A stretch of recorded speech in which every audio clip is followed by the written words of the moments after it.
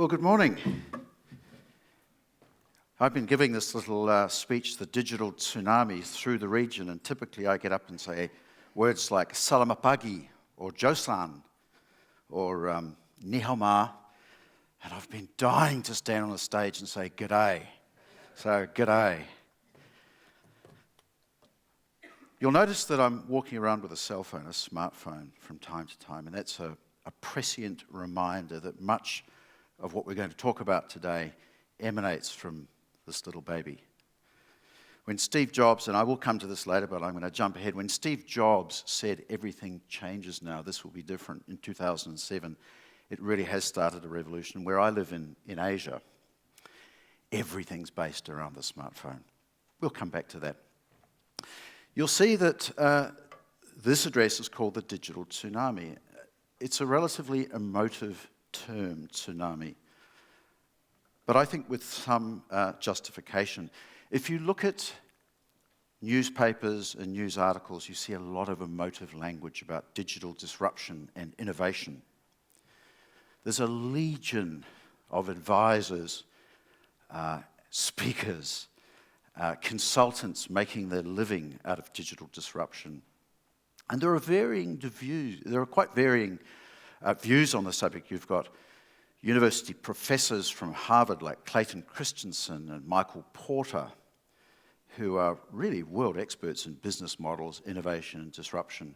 You've got a colleague from Harvard named Jill Lepore, who recently wrote that she was quite cynical about all this stuff, and that, you know, this legion of consultants and advisors was using too many alarmist terms. Well, I actually beg to differ, because there is a tsunami coming, and if you think you've seen the tsunami, in the words of the famous 70s song, for those who are around, baby, you ain't seen nothing yet, because it's going to get more profound. The situation we're in is vastly different from when my wife and I set up an office in Fort Street in 1983 and set up a little database company with venture capital funding. We somehow managed to get an article written on the back page of the NBR and attracted some venture capital money. There weren't many venture capitalists around in New Zealand in those days. We raised a few $100,000 and we spent it on this fantastic Data General computer with 40 megabytes of storage. We ran out in about 6 weeks. So we spent almost the rest of our money increasing it to 70 megabytes. And then the rest of the money was spent writing some code in COBOL, which is a dinosaur language that's not very flexible. So we had very little money left to pay salaries or do anything else. And so you ask, why is this relevant? Well, it's relevant because today everything's different. We've got profoundly more opportunity to innovate for less money. We have, I'll come back to the smartphone.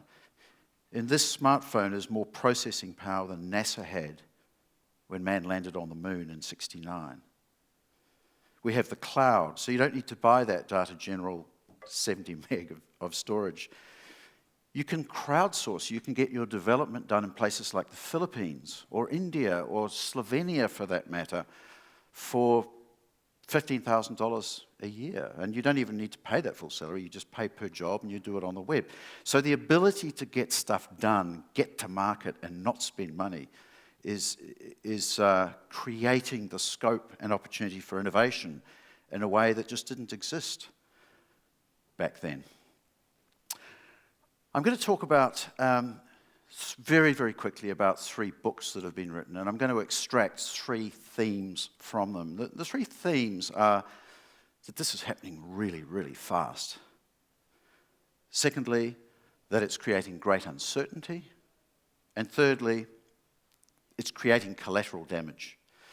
Alvin Toffler, the futurist who wrote Future Shock, produced another book in 1980 called The Third Wave. And in The Third Wave, he told us that the agricultural revolution took thousands of years.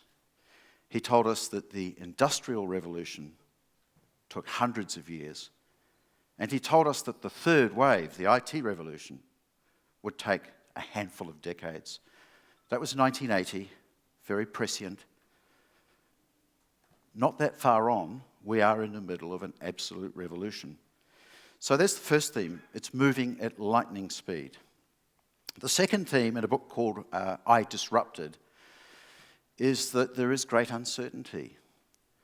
The quote that I really like, or the theme that I really like from this book, is that of the top 100 companies in existence globally today, measured by revenues, fewer than 20 will be in that top 100 in 30 years. So just think about that. 80% of the world's largest companies by sales in 30 years' time will not be in that list. I'm going to give you a lot of facts and figures today and stats, and we've tried to be accurate in researching these things, and we've tried to take midpoints and consensus points, etc. It's a bit like economics. Are there any economists in the room? It's a bit of a black art, they're never accurate. And some of these stats, facts and figures will absolutely not be accurate, and that's not the point. They point to some major trends, some alarming trends, and whether they're 50% right or 100% right, these are things that are happening, and you need to be aware of them. So again, uncertainty. Many of the world's largest companies simply won't be around. The third theme is it's causing collateral damage. Race Against the Machine, which is another interesting book, tells us that in developed economies like New Zealand, there will actually be more destruction than creation. There'll be more jobs destroyed through digital disruption, and there will actually be created. So there are your three themes: speed, uncertainty, and collateral damage. Now, very few people talk about digital at the same time as they talk about central bank policies. And this is a little bit of a hobby horse of mine. We are in the wackiest of times. We have central banks in Tokyo, in the US, in the EU, printing money 24/7. If you deposit $1 million in a bank in Switzerland, in 2 years' time, you'll probably get $980,000 back. So negative interest rates, zero interest rates, money being printed. And what does that result in? That results in money chasing returns in some pretty unorthodox places. And it's resulting in money going into technology, trying out new business models that wouldn't otherwise see the time of day. So what the slide is showing you is that there's a direct correlation between the money going into startups and the NASDAQ Composite Index. We could show you another one showing the inverse relationship between interest rates and the NASDAQ. So it doesn't take much to work out that when interest rates eventually start to go up, which inevitably they will, the NASDAQ comes down, the amount of hot money going to startups disappears. No one knows how long this will last for, but it's going to happen at some point. Nothing to be alarmed about, but I simply observe that some of the disruption we're seeing is experimentation with new models that probably wouldn't see the light of day in conventional circles, conventional times. So that takes us to the tsunami itself.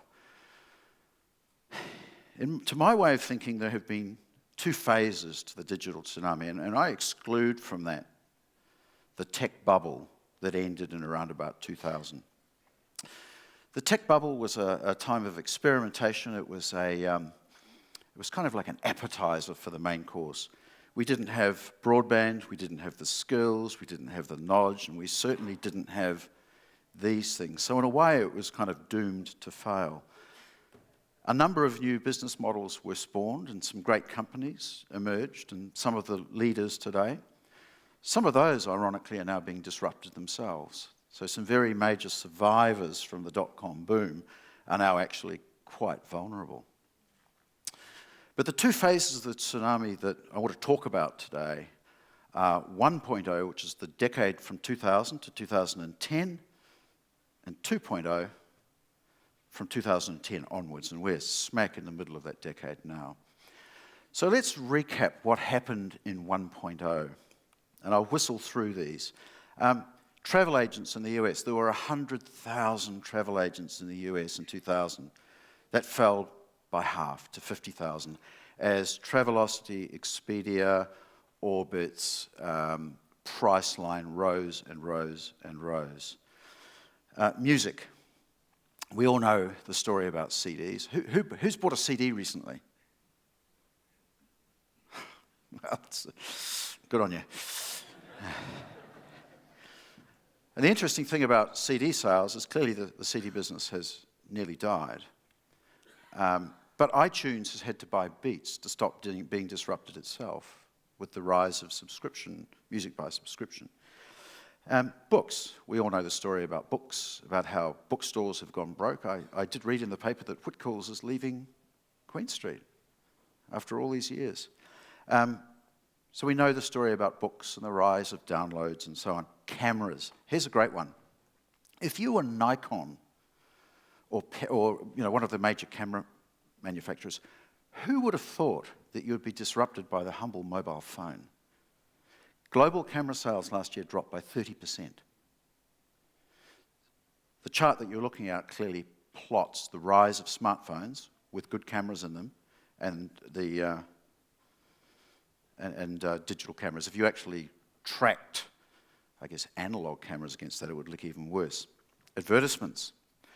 I will come to a really interesting table in a minute that shows what's gone on in the world of advertising, but this is very simply global newspaper print ads against Google. Google's today a $66 billion US dollar business, and by the way, when I talk dollars today, it's US dollars. And here it is. This is the really interesting one. Back in 2000, when we all started using the web extensively, if you looked at the bucket of media dollars around the world, 100% of it broadly was spent on print ads, radio, free-to-air, billboards, etc. Over time, digital has grown and grown and grown and grown to the extent that in the UK, it's round about 50%. So round about 50 cents in every advertising dollar in the UK is online. The US is about 28% online. Australia's about 40, New Zealand's about 28. Asia's quite interesting. I mean, my firm is explicitly growing in Asia because this hasn't happened yet, and it is happening, and it's happening at very high speed. Hong Kong and Singapore are around about the 12 or 13% mark, and you'll see bright flames erupting from the bar chart, and that's very simply to signify that in Hong Kong, Singapore, and Southeast Asia, there is going to be immense disruption of traditional media. I was in seeing my fund manager in Singapore the other day, and she said, I want to get you Singapore Press Holdings. And I said, sorry, no. Because the experience around the world has been that very major media companies now have relatively small market caps, and the businesses, the dot-coms that set up and took their classifieds away, have 5 or 6 times the market cap. So please don't buy me Singapore Press Holdings. And she says, but it's okay, they've got malls. And I said, 15% of malls in the US are going out of business within 5 years. Just let's move on to something else. Those stats get really interesting when you start looking at media on a per capita basis, because on a per capita basis, in developed economies, companies spend between $100 and $200 per person in the country, per capita. In Southeast Asia, it's $3. So people are still doing full-page ads in newspapers, they're still doing TVCs, etc. But a lot of disruption is going to come. Telcos, of course, haven't been immune. Talk to Mark Verbiest at Spark, and he will tell you, the chairman of Spark, and Beastie will tell you that he's trying to turn it into a tech company, and he certainly stacked his board with techies and is making a valiant effort. Tough job. You know, I remember when SMS started to take off globally in 2000. Tech companies, telcos, were going to make a lot of money out of SMS. And in fact, they did for a long time. Global SMS volumes today are about 20 billion messages a day. WhatsApp does 30 billion today. So if you aggregate that, if you combine that together with WeChat, Line, and all the other over-the-top platforms, the poor old SMS has been left behind.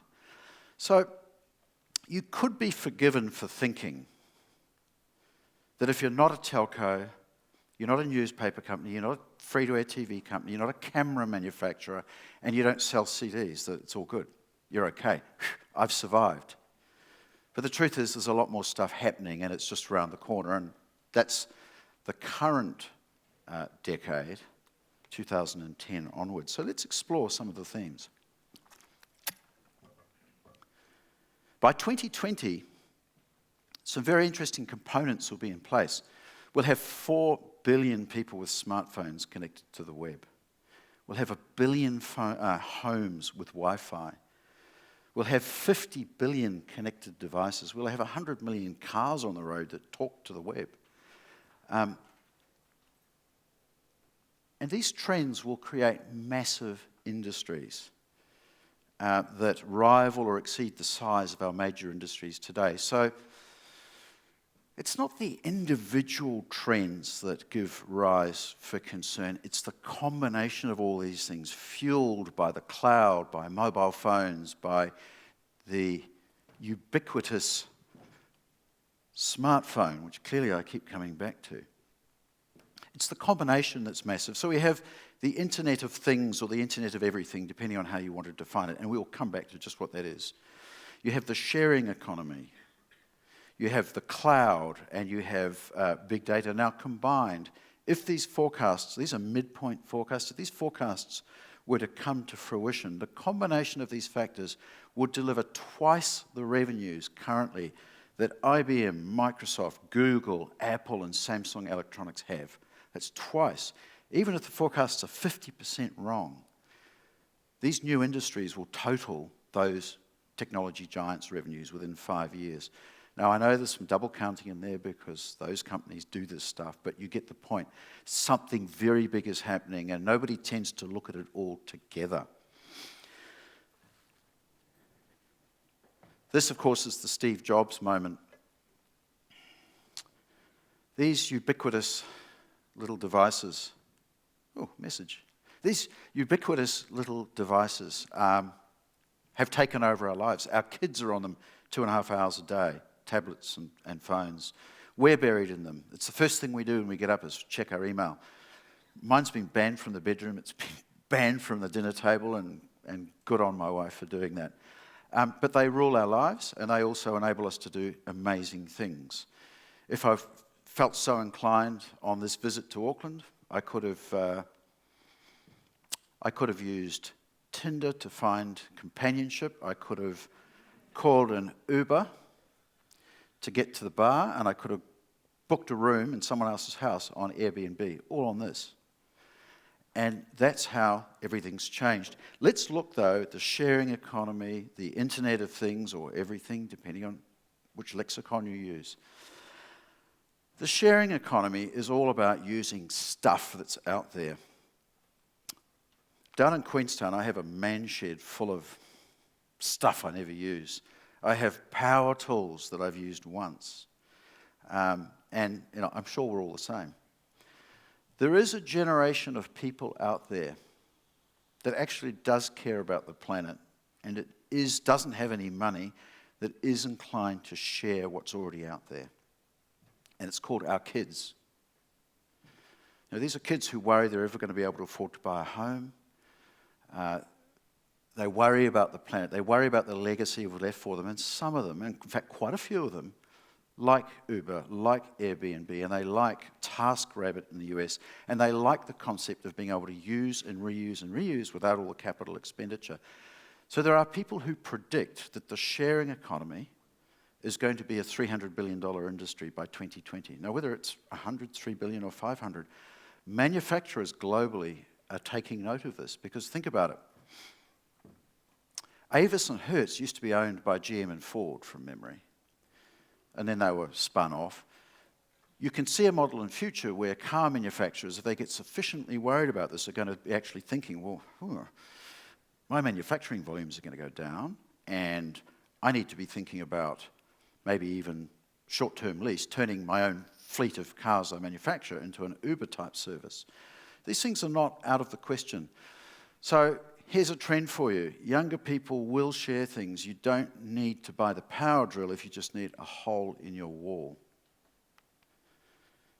Clearly moving over all these things with lightning speed, but it'll come together. John Chambers, who Monday last week retired as CEO of Cisco and became chairman, says that the Internet of Everything will be 5 to 10 times more impactful than the entire internet has been. And that's in a very short period of time. So what is the Internet of Everything? Well, at a very high level, it's about taking inanimate objects, putting sensors on them, wiring them into the web, creating a network of data flowing back and forth into the cloud, passing through analytics, being analysed to tell us how to make things more efficient, how to make things work better. The earliest examples of the Internet of Things are smart houses, smart TVs, smart fridges, and for a long time I've been able to use this thing to control the temperature in my house in Queenstown or turn things on or off. It's pretty pointless when you're in Singapore, frankly, but that was the start of it all. But think about motorways with sensors on them telling you about congestion. Think about machines that have sensors on and can sense when they need repair, when they're about to break down. Think about the profound implications this has for warehousing, for stock volumes. Companies that invest in this technology will become more efficient. They will operate in razor-thin tolerances and levels of efficiency, and those that don't, won't. They will become uncompetitive. There are companies investing like fury in the Internet of Everything. The Internet of Everything is going to result in more devices, more data than we've ever seen. It's going to cause great security problems. Remember the Target, the retailer in the US, the Target scandal that happened recently where lots of names and addresses were leaked. The hacker, who was a young kid, hacked in via a connected air conditioning unit and got into Target's inner sanctum. So 50 billion of these devices around the world within 5 years is going to cause massive security issues, and we haven't seen anything yet in terms of internet security being a problem. You can see from this table that connected devices are going to pass the installed base of PCs, laptops, tablets, and smartphones very, very quickly, and it's just going to way outnumber them. And if you're wondering about, what are growth rates like? Well, Amazon's web services, its cloud business, AWS, adds every day as much capacity as Amazon used to run its business 10 years ago. And that's just going to grow and grow. 3D printing is very, very interesting. I have a brother here in Auckland who is I thought I was an early adopter. He's a very early adopter, and he has a 3D printer. He's an orthodontist down the road in Remuera, and he is a living proof of why 3D printing doesn't work yet, but it's going to. He's trying to be disruptive, and he's trying to scan his patients' mouths and make the stuff that moves their faces and teeth around on site to cut out dental labs, to cut out weeks, to cut out money. And he's going to get there. He's going to get it right. I was at a conference, I don't just live at conferences, but I was at a conference in Singapore the other day called Founders Forum and met the most amazing young Singaporean man making a 3D printer. And I thought that 3D printers didn't work, were too expensive, broke down, and we haven't had our smartphone moment yet. So I somewhat skeptically asked him, tell us about your 3D printer, who you're selling to. And he said, well, actually, I'm shipping everything I can make to Africa, to remote rural communities, because they can't afford freight, they can't afford to buy Western goods, but they love making things out of plastic, replacement parts, things they need, sandals, etc. There's a stunning example of 3D printing. So 3D printing, when it becomes ubiquitous, will result in us making stuff at home, in the office, picking it up at the corner dairy.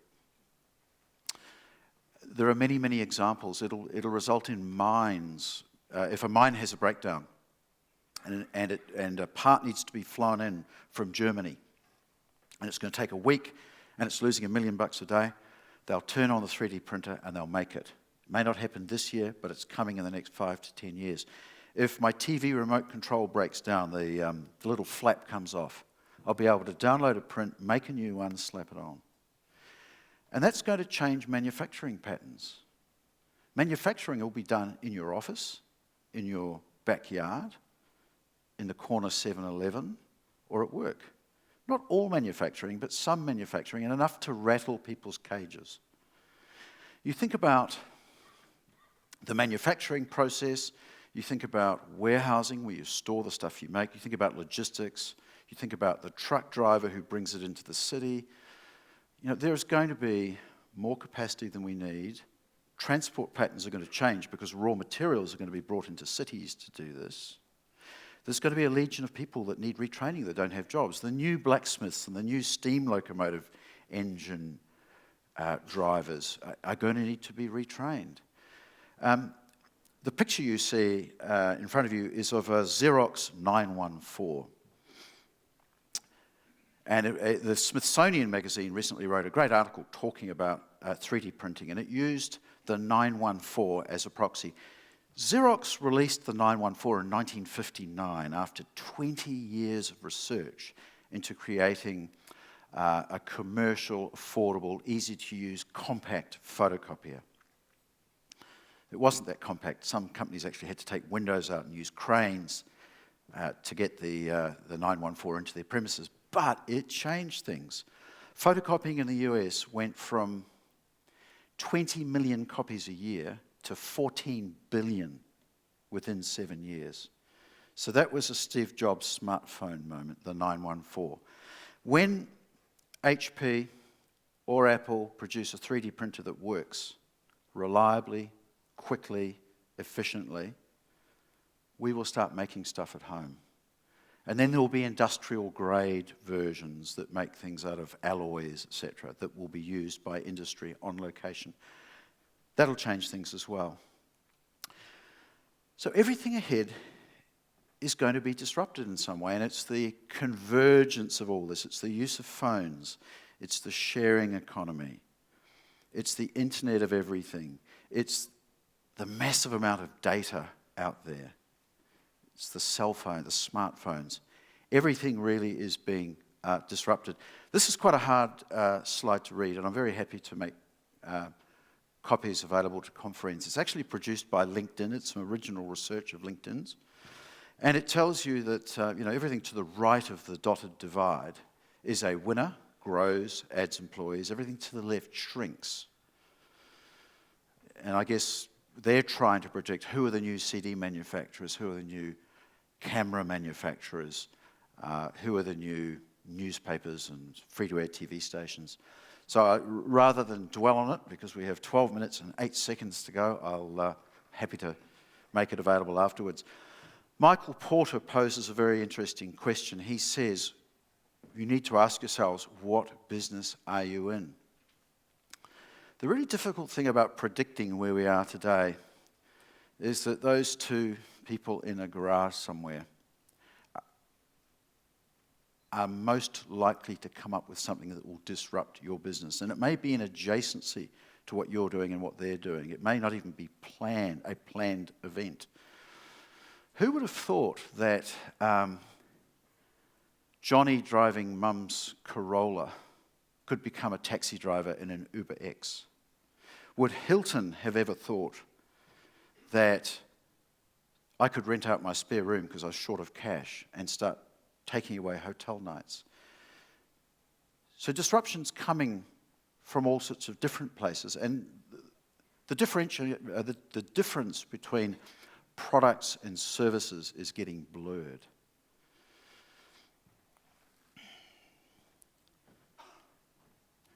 The real question is whether we're ready for this, and is our management team ready? Is our board ready? My wife looked at this and said, no, that's far too aggressive, you can't show that. But why not? We've done some original research to try and work out whether major boards are ready for what's coming. I don't think they are. If you're facing all this change coming at you from places you can't foresee, it's going to come from left field, it's not going to come from in front of you. You need to have situational awareness, and that starts, grassroots awareness and change is, only comes after the CEO and the board are on board. So, to a room full of CEOs, you need your boards on side and you need your chairman on side. Your boards need to have some sort of digital awareness to understand what's going to happen. So the research that we've done has taken, this speech is happening in places like Hong Kong, Singapore, obviously here in Australia. So we have taken the top 20 listed companies in those markets, New Zealand, Australia, Hong Kong, Singapore. 80 companies in total. We've looked at 800 directors and chairmen. 3 of us have sat there and painstakingly gone through them. We've looked at LinkedIn profiles. About 20% don't actually have LinkedIn profiles, which tells you something. We've looked at annual reports, we've talked to a lot of people. This is a very subjective analysis in a way, but we're looking at these CVs to work out, are these people digital natives? No. Do they have any basic technology expertise that might prepare them for what's coming, to give them some form of situational awareness? Fewer than 10% of the non-exec directors of the major companies in New Zealand, Australia, Hong Kong and Singapore have any form of technology background. And that might be a diploma in technology from tech 30 years ago. It might be a year at BCG advising on disruption. It doesn't mean they've ever done anything, disruptive or defended. That's just a basic level of awareness. If you take it down a level and ask how many real digital natives are there on these boards, very, very few. And if you take it a step further, as somebody who's in the business of advising on digital strategy and implementing, are there many people that you would hire in your business? Well, no. It's not to say these aren't great, intelligent, very credentialed people, but we are facing a set of challenges that we didn't know existed before.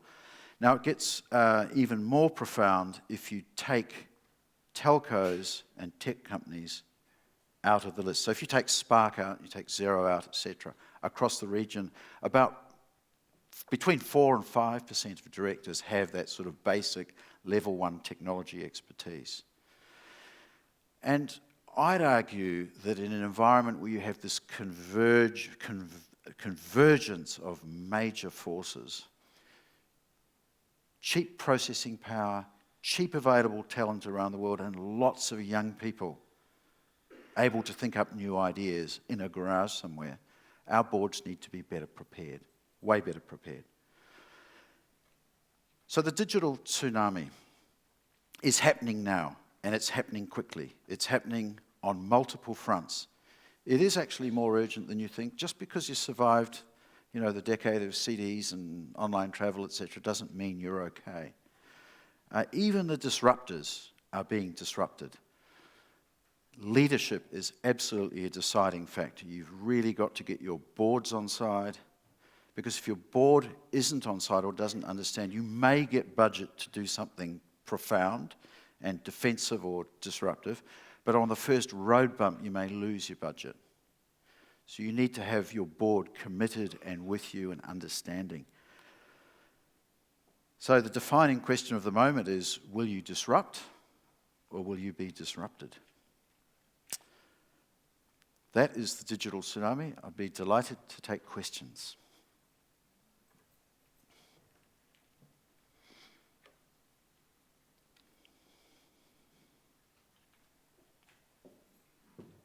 We have a roving mic.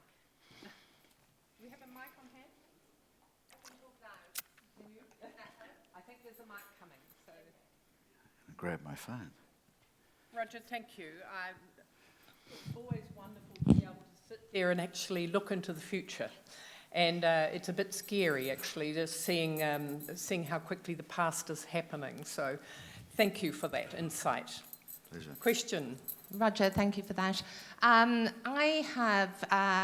am a digital strategist, and what I see from not a board level, but one level down in the actual organisation of companies, that we are not actually organised to do what it takes, certainly in marketing terms or in data terms within an organisation. So we, as business out there, we are still doing things the way that we've always done them, in very siloed fashions, when when things are moving so fast, and we require a whole lot of different disciplines in order to move a largely digital world forward. Do you have any comment on that?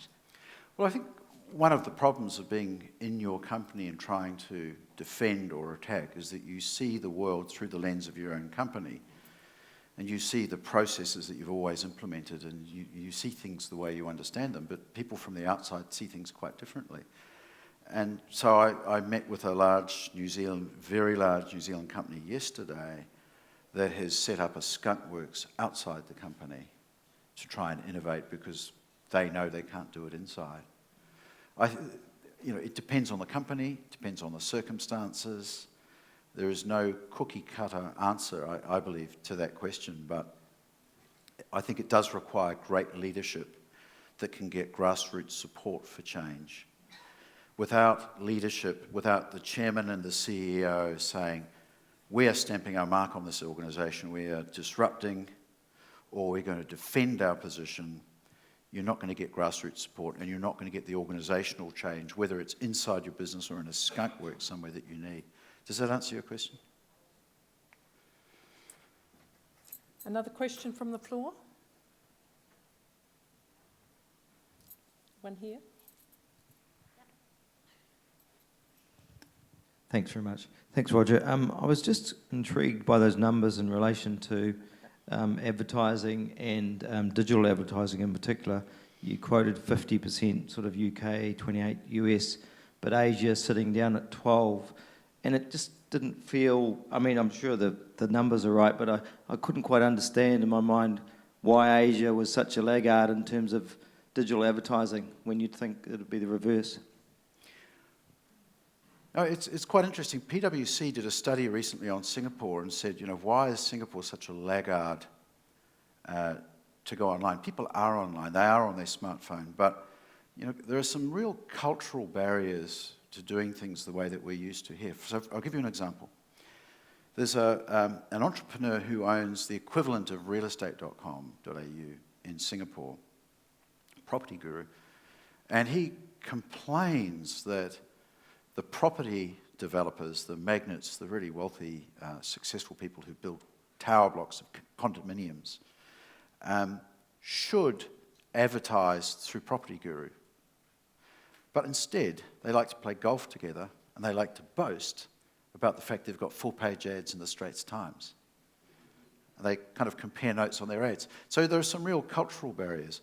But it's growing really quickly. So if you look at digital marketing and you look at e-commerce in Australia and New Zealand, over the next 3 years, those are going to show 8 to 12% compound growth rates. In Asia, it's 35 to 100% compounds. Indonesia, digital marketing grew off a tiny base last year at 98%. And it's happening very quickly. So what's going to happen is that $3 per capita, or the X percent, is going to double and double and double and double until it gets to the Western norm. And it's going to happen over the next decade. So, it's partly because these are developing economies where people are just getting their first smartphone. It's partly because of cultural barriers, but it truly is happening. But better, because I'm building a business up there hoping it will.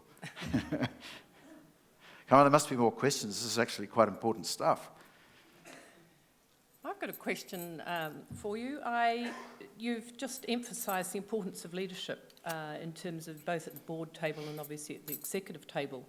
But one of the things, of course, about disruptive technology is that it is perceived as being of high risk. And of course, for boards in this traditional world of managing risk and so on, and the blowouts of IT projects, etc., what would your advice be? What would your advice be to a company that's perhaps confronting an exciting opportunity, but also is perhaps, worried about the implications and what that might mean?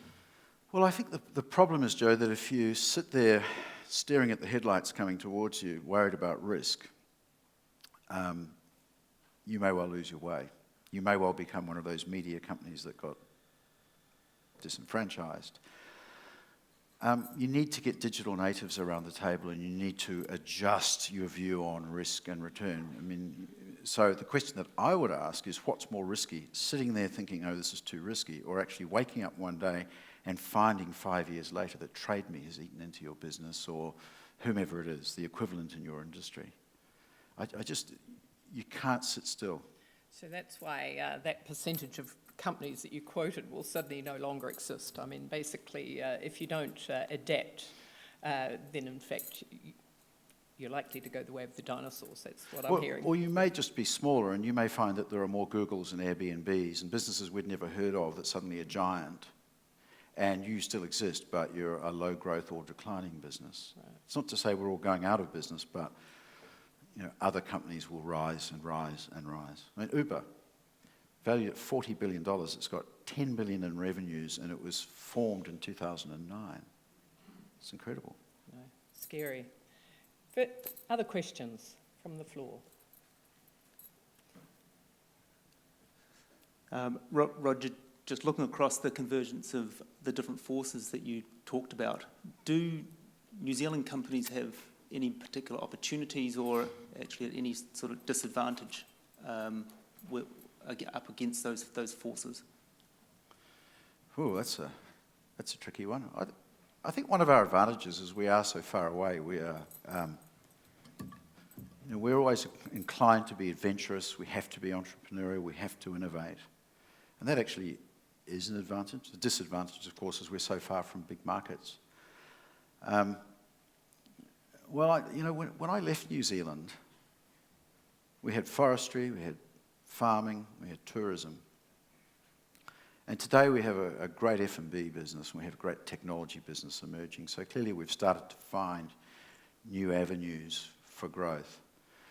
I think there's no clear answer to that question. You've got to look at it industry by industry and have a strategy by industry. But I think, I am hopeful that with the emergence of reasonable broadband in this country, Ultra fast. and an innovative nation, we should be able to create our way out of this. In fact, the really interesting thing is, how long I've got 0, I'm over time. No, you've got more for questions. Oh, good. So the really interesting thing is, if you give this speech to 2 different audiences, if you give it to a group of startups, as I did in Hong Kong the other day, they're all sitting there thinking, yes, I'm going to disrupt those companies, those CEOs. And you have it in a forum like this where you're actually thinking, well, is this guy telling the truth? Are these numbers real? Is this really going to happen? It's a tougher thing to think about. And so, have the speech in a room full of startup entrepreneurs, and they're all high-fiving. They think it's great. One more. Just one more question here.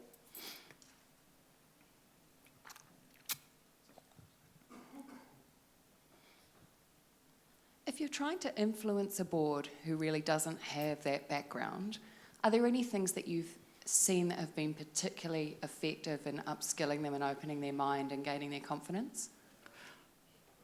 I think you either try and recruit a digital mentor, somebody who actually really understands what's going on. I mean, nobody really understands everything that's going on, but there are people with opinions and experience who have been in this situation before. Try and recruit one to the board, or at least appoint a mentor to the chairman or CEO. And there's no shame in appointing a mentor. It's just somebody who has some experience that you don't. And I think it's essential that boards start to think this way. The really smart boards out there are appointing people with digital experience. So Wesfarmers in Australia has appointed one of the founders of Seek to the board. And that board is being taken to Silicon Valley shortly, just to absorb what's going on, to listen and learn. And that, I think, is intelligent. And there are boards of large companies that are starting to do this. Alison Deans, who is a very smart woman in Sydney, ex-McKinsey, ex-tech entrepreneur, brought eBay into Australia, has gone onto one of the bank boards.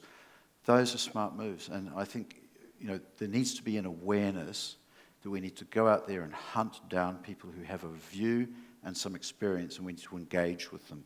We don't need to let life be dominated by them, but we need to give them a seat at the table. All right, well, look, thank you, Roger. I know that you're going to be around for the rest of the day, so, and there'll be a number of conversations that we'll pursue. So can I just say thank you for a hugely stimulating conversation. Thank you.